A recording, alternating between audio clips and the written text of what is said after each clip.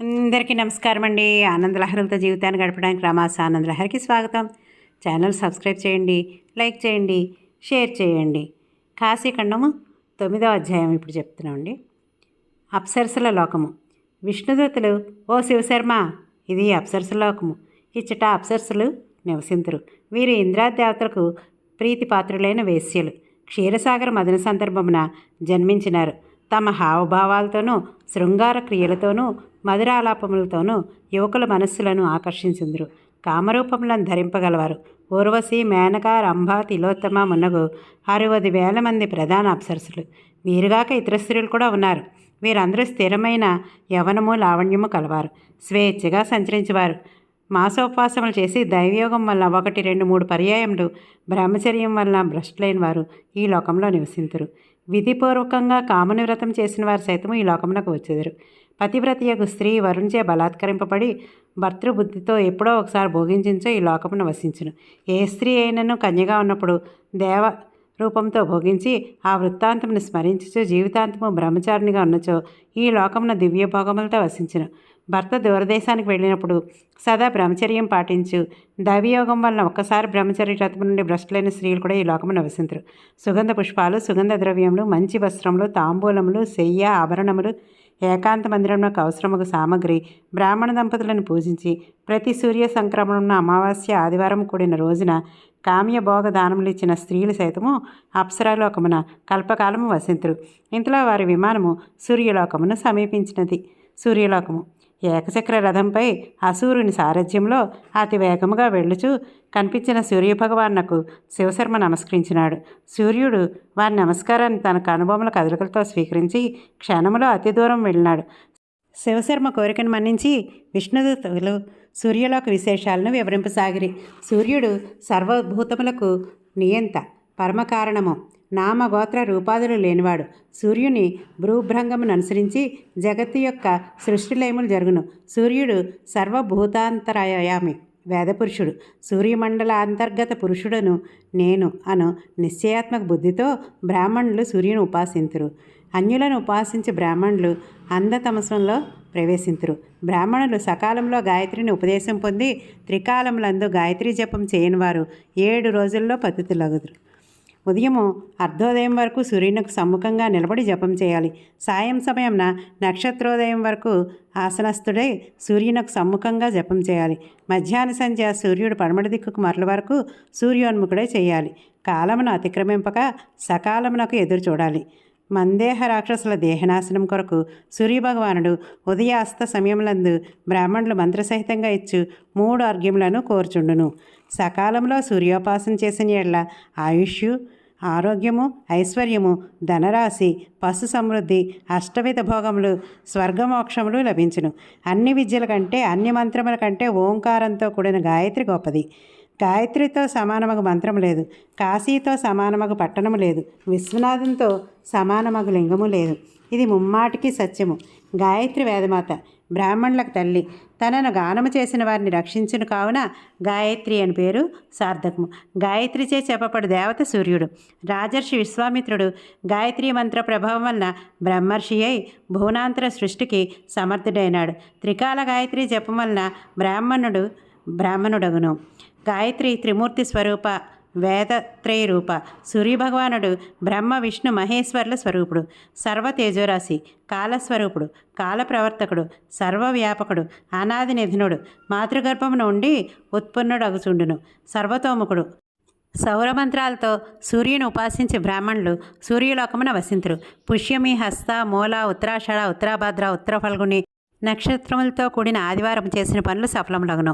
పుష్యమాసముల్లో ఆదివారం నాడు సూర్యోదయమున శ్రద్ధతో ఏకభుక్తంగా కామక్రోధములు వీడి స్నానం చేసి సూర్యుని ఉద్దేశించి దాన జప హోమములు చేయువారు సూర్యలోకమున వసింతురు. 12 సంక్రాంతులందు నియమంతో మహాదానములు చేయువారు, నేత్తో తడిపిన తిల్లను హోమం చేసి బ్రాహ్మణులను భుజింపు చేయవారు, మహాపూజలు చేయవారు, మహామంత్ర జపములు చేయవారు సూర్యలోకమున వసింతురు. సూర్యగ్రహణం రోజు కురుక్షేత్రం నందు గురుగింజంత అయిన సువర్ణదానం చేసిన వారు సూర్యలోకమున ఉందరు. సూర్యగ్రహణం నాడు స్నాన దాన జప హోమములను ఆచరించేవారు సూర్యలోకమున వసింతురు. ఆదివారం నాడు సంక్రాంతి లేక సూర్యగ్రహణం వచ్చినట్లయితే ఆనాడు చేసిన పుణ్యము అక్షయమగును. షష్ఠి లేక సప్తంతో కూడిన ఆదివారం నాడు పుణ్యకార్యములను చేసిన వారు సూర్యలోకమున వసింతురు. ఓం హంసాయ నమః, ఓం భానవే నమః మొదలగు 70 నామమంత్రములను ఉచ్చరించుచు సూర్యభగవాన్ని చూచు మోకాళ్ళపై నిలబడి 2 చేతులతో రాగి పాత్రను పట్టుకొని ఆ పాత్రను జలముతో నింపి గన్నేరు మున్నగు ఎర్రని పువ్వులు, చందనము, దూర్వాంకురములు, అక్షతల నుంచి ఆ పాత్రను తన నొసటికి ఎదురుగా ఉంచుకొని నిశ్చల మనసుతో సూర్యభగవాన్నకు అర్ఘ్యము నొసంగిన వారు దరిద్రులు కారు, దుఃఖములను పొందరు, భయంకర వ్యాధుల నుండి విముక్తిని పొందుదురు, మరణానంతరము సూర్యలోకమున సర్వసుఖములను అనుభవింతురు అని విష్ణుదూతలు సూర్యలోకమును గురించి వివరించుండగానే వారి విమానము ఇంద్రలోకమున ప్రవేశించును. ఈ అధ్యాయ కథను వినిన వారు దరిద్రులు కారు, అధర్మమునందు ప్రవర్తింపరు. ఈ అధ్యాయమును వింటి వలన బ్రాహ్మణులకు వేదపట్నం వలన కలుగు పుణ్యఫలము కలుగును.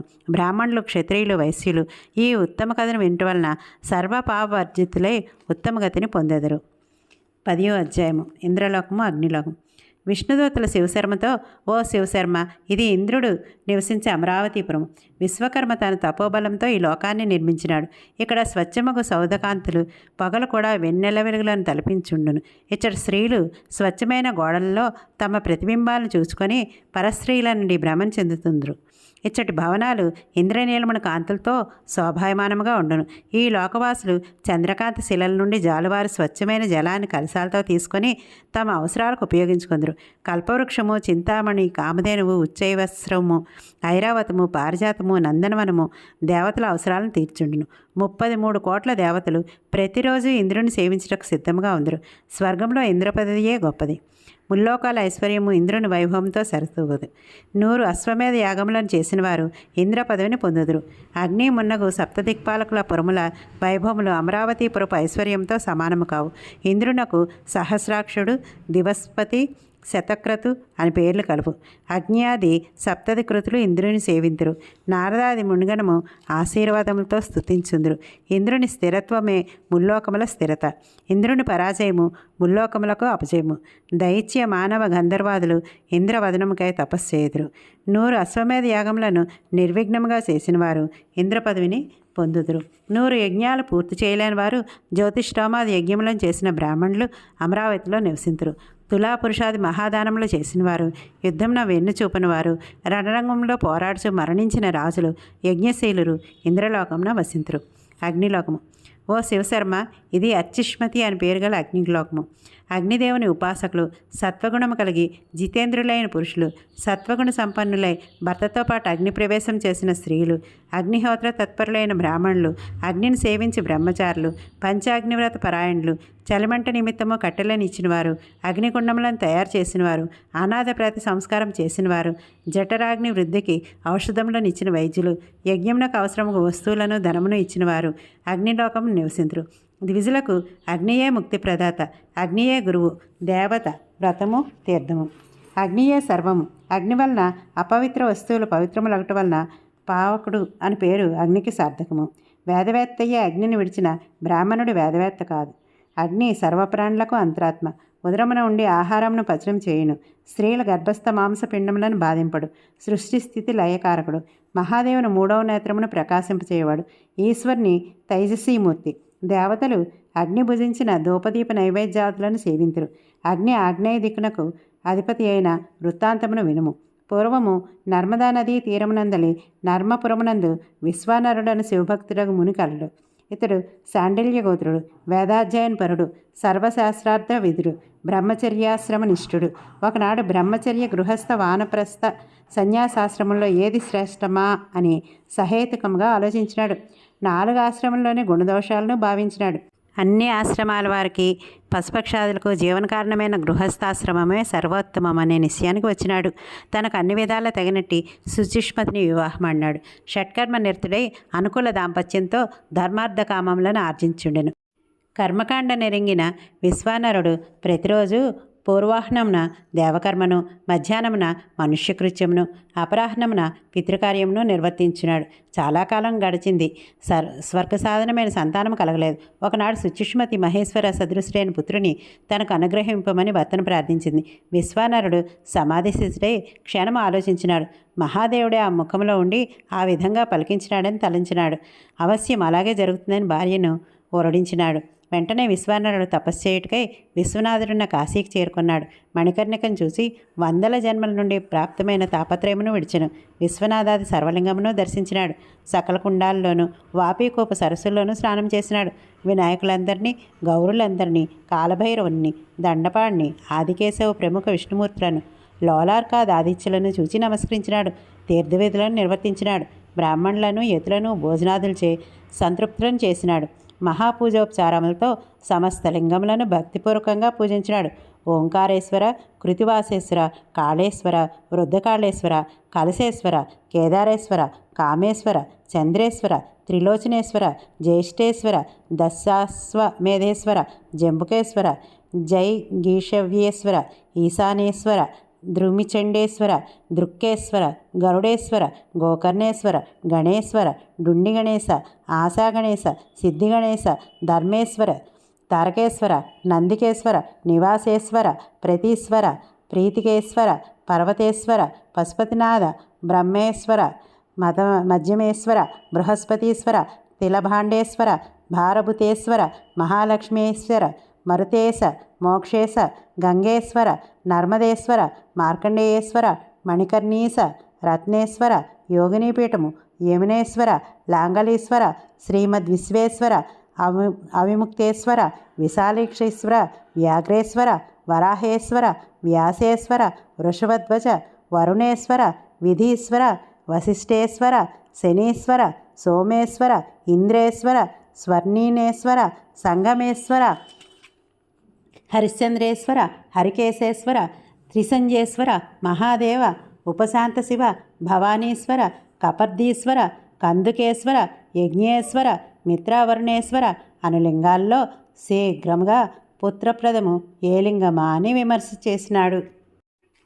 అవిముక్త మహాక్షేత్రంలో పంచముద్రా మహాపీఠము పరమసిద్ధి క్షేత్రము. అక్కడ సిద్ధిరూపిణి యొక్క వికటాదేవి, విఘ్నహంతకుడైన సిద్ధి వినాయకుడు సర్వసిద్ధులను ఇచ్చుచుందురు. ఆ ప్రదేశంలో రహస్యాతి రహస్యముగు వీరేశ్వర లింగము విరాజిల్చినది కదా. ఈ లింగ దర్శనం వలన, స్పర్శనం వలన మహానందము కలుగును. ఈ లింగమును పూజించుటకై దేవతాగణము ఇంద్రుని అనుజ్ఞతో స్వర్గద్వారమును ఎల్లప్పుడూ తెరిచించుదురు. కాశీయందు నువ్వు గింజంత ప్రదేశం కూడా లింగములేని చోట్లేదు. కాశీయందు అన్ని లింగముల కంటే వీరేశ్వర లింగము శీఘ్రముగా సిద్ధిప్రదము. వీరేశ్వర లింగము ధర్మార్థ కామ మోక్షదాయకము.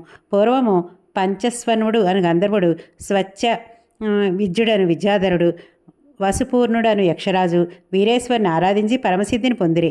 కోకిలాలాపయను అప్సరస భక్తితో నృత్యం చేయుచు లింగమునందు లీనరాలైనది. వేదశిరుడను ముని శతరుద్రీయము జపించుచు సశరీరముగా లింగంలో ప్రవేశించినాడు. చంద్రమౌళి, భరద్వాజుడు అను పరమశైవులు వీరేశ్వరిని పూజించి గానం చేయుచు లింగంలో లీనులైన శంఖచూడ్డను సర్పరాజు తన పడగందల మండలతో రాత్రులందు నీరాజనములిచ్చి 6 మాసంలో సిద్ధిని పొందెను. హంసపదియను కిన్నెరాంగన వేణుప్రియుడను తన భర్తతో కూడి చక్కగా గానం చేయుచు పరమముక్తిని పొందింది. విదేహరాజైన జయద్రథుడు రాజ్యభ్రష్టుడై విశ్వేశ్వరుని సేవించి శత్రువులను జయించి రాజ్యమును పొందినాడు. అపుత్రకుడగు మగధదేశ రాజైన విధూరార్ధుడు వీరేశ్వరుని వలన పుత్రుని పొందినాడు. వసుదత్త, రత్నదత్తులను వర్తకులు 1 సంవత్సరము వీరేశుని అర్చించి దేవకన్యల వంటి కన్యారత్నములను పొందినారు అని ఆలోచించి విశ్వానరుడు వీరేశ్వరుని త్రికాలములందు ఆరాధించి పుత్రుని పొందుటకు నిశ్చయించి ముందుగా చంద్రకూపంలో స్నానం చేసి వ్రతనియమమును స్వీకరించినాడు. 1 నెల ఏకభుక్తము, 1 నెల రాత్రి భోజనము, 1 నెల అయాచితంగా లభ్యమైన ఆహారము, 1 నెల నిరాహారము, 1 నెల పయోవ్రతము, 1 నెల శాకావలభక్షణము, 1 నెల గుప్పెడి తిల్లలు, 1 నెల నీరు, 1 నెల పంచగవ్యము, 1 నెల చాంద్రాయణ వ్రతము, 1 నెల కుశాగ్ర జలపానము, 1 నెల వాయుభక్షణము చేయుచు సంవత్సర కాలంలో భక్తి ప్రపత్తులతో నీర్మిష్టలతో వీరేశ్వరుని సేవించినాడు. 13వ నెల మొదటి రోజున వీరేశ్వర లింగం మధ్య నుండి వీరేశ్వరుడు 8 ఏళ్ల బాలుడుగా వేదసూక్తములను పఠించు విశ్వానరునకు సాక్షాత్కరించినాడు. విశ్వానరుడు ఆనందంతో నమస్కరించి స్తుతింపసాగను. నీవే అద్వితీయమగు బ్రహ్మవు, జగత్తున అనేకత్వం ద్వితీయత్వం లేదు, రుద్రుని కంటే రెండవది లేదు. నీవే సర్వంనకు కర్తవు. సూర్యుడొక్కడే అనేక జలాల్లో ప్రతిబింబించినట్లు నిరాకారుడవైన నీవు ఏకరూపుడివై అనేక వస్తువుల్లో నానా విధాలుగా భాషించున్నావు. త్రాటియందు పాము అను భ్రాంతి, ముత్యమునందు రజత భ్రమము, ఎండమావలందు జలాశయము అను భ్రాంతి యథార్థ జ్ఞానము కలిగిన పిదప తొలగినట్లు సర్వవ్యాపియకు నీ యందు ప్రపంచమును భ్రాంతి జ్ఞానము కలిగిన పిమ్మట తొలగను. నీటి యందు చలదనము, అగ్నియందు దహించు శక్తి, సూర్యునియందు తాపము, చంద్రునియందు ప్రసన్నత, పుష్పమునందు పరిమళము, పాలయందు నేయి నీవే. నీవు కర్ణరహితుడు కానీ శబ్దమునకు విందువు. నీవు నాసికారహితుడు కానీ ఆగ్రాణించుందువు. చరణహీనుడు కానీ దూరం నుండి రాగలవు. నేత్రరహితుడు కానీ చూడగలవు. నాలుక లేనివాడు కానీ రుచులను గ్రహింతువు. నిన్ను సంపూర్ణంగా ఎవరూ ఎరుంగరు. వేదములు, బ్రహ్మ, విష్ణువులు, ఇంద్రాదులు, యోగేంద్రులు నిన్ను గురించి సమగ్రంగా ఎరుంగరు. భక్తుడు మాత్రము నిన్నెరుగును. నీకు గోత్రము, జన్మ, పేరు, రూపము, శీలము, దేశము లేవు. అయినా ముల్లోకాలకు ఈశ్వరుడు. భక్తుల మనోరథములను తీర్పగల సమర్థుడు. నీ వల్ల సర్వము ఉత్పన్నమగును. నీవే సర్వము. నీవు పార్వతీపతివి, దిగంబరుడు, అతి శాంతుడు. నీవు వృద్ధుడవు, యువకుడు, బాలకుడు అని స్తుతించి విశ్వానరుడు బాలరూప శివునకు దండ ప్రణామం చేసి శరణ పొందాను. వృద్ధుల్లో వృద్ధుడైన బాలరూప శివుడు విశ్వానరుని వరము కోరుకోమన్ను. ప్రభు, నీవు సర్వజ్ఞుడువు, సర్వాంతరాత్మవు, సర్వప్రదురువు. నీకు తెలియంది ఏమి కలదు? దైన్యమునకు కారణమైన యాచనకు నన్నెందుకు నియమించినావు అని పలికి విశ్వానరుడు మెనుకున్నాను. ఓ విశ్వానర, అచిరకాలంలో శుచిష్మయత్యందు నేను జన్మించి నీకు పుత్రుడునగును. గృహపతి అని పేరుతో వ్యవహరింపబడి దేవతలకు ప్రియుడినగుతును. ఈ అభిలాష్టకమును 1 సంవత్సరము శివసన్నిధియందు త్రికాలమందు పఠించో పుత్ర పౌత్ర ధన ప్రదము, సర్వశాంతికరము, సర్వాప నివారకము, సర్వమోక్ష సంపత్తికారకము. అపుత్రుకులు ప్రాతకాలమును మేల్కొని స్నానం చేసి శివలింగమును పూజించి 1 సంవత్సర కాలం జపించిన పుత్రవృంతులగుదురు. వైశాఖ, కార్తీక, మాఘమాసములందు విశేష నియమములతో స్నాన సమయమున పఠించో అన్ని కోరికలు సఫలమగును అని పలికి బాలరూప శివుడు అంతర్హితుడాయను. అనంతరము విశ్వానరుడు తన గృహమునకు ఏగను. ధన్యవాదాలండి.